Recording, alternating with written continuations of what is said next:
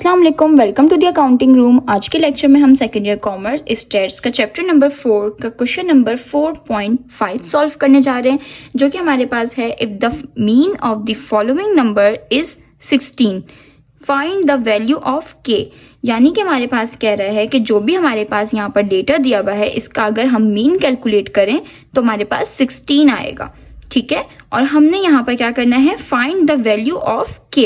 और हमें यहाँ पर क्या मालूम करना है, हमने वैल्यू मालूम करनी है के की, यानी कि वो कौन सी ऐसी वैल्यू है जो के की जगह पर ऐड हुई थी। तो सबका मिला के जो उन सबका मिला के जो मीन निकल के आया है वो आया है 16। तो हमें वो के की वैल्यू मालूम करनी है जिससे हमारे पास ये 16 हमारे पास इसका मीन आ रहा है।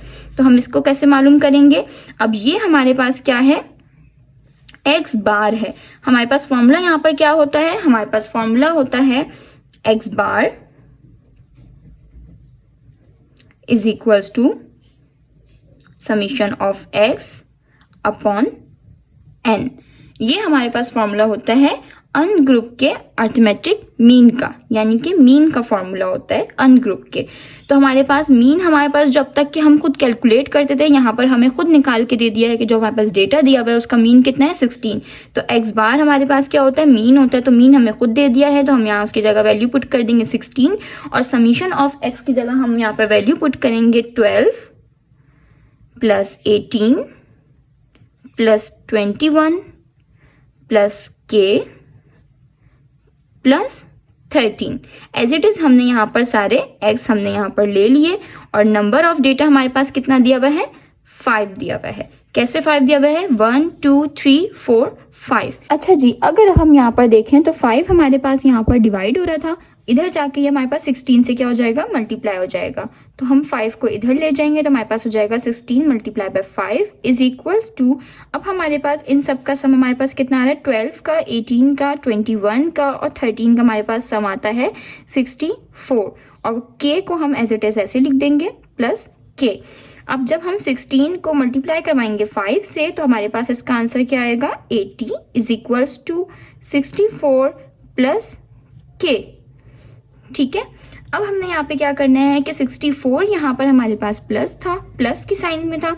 जब हम इसको इज इक्वल्स टू के इस साइड पर लेकर आएंगे तो हमारे पास क्या हो जाएगा, ये माइनस की साइन में हो जाएगा।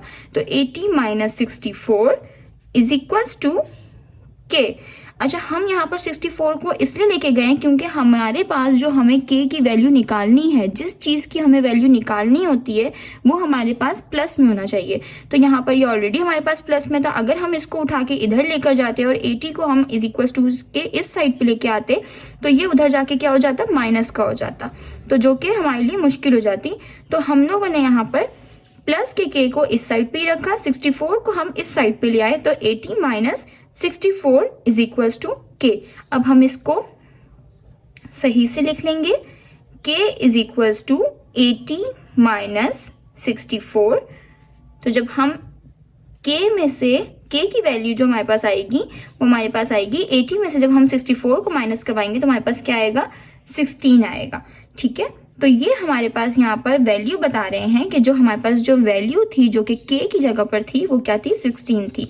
अब अगर आप लोग इसको प्रूफ करना चाहें तो यहाँ पर हम एज इट इज सारे नंबर ऐसे लिखेंगे और के की जगह हम यहाँ पर 16 पुट कर देंगे और फिर हम उसका इस तरीके से मीन निकालेंगे।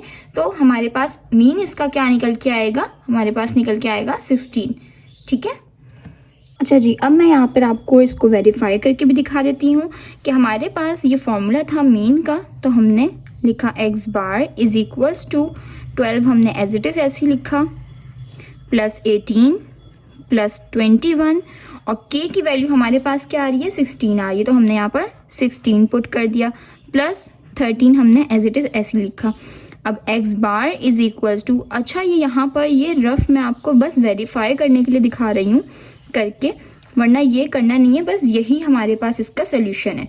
ठीक है, तो यहाँ पर हमने क्या किया, अब एक्स बार के बाद हमारे पास नंबर ऑफ डेटा हमारे पास कितना है, यहाँ पर 5 है, हमने एज इट इज 5 पुट कर दिया। अब उसके बाद जब हम इसका सम करते हैं तो हमारे पास इसका सम आता है 80 अपॉन 5, और जब हम 80 को 5 से डिवाइड करते हैं तो हमारे पास इसका आंसर आता है X bar is equals to 16। आप लोग इसको चेक भी कर सकते हैं। आज के लिए इतना ही, मिलते हैं नेक्स्ट वीडियो में, तब तक के लिए अल्लाह हाफिज।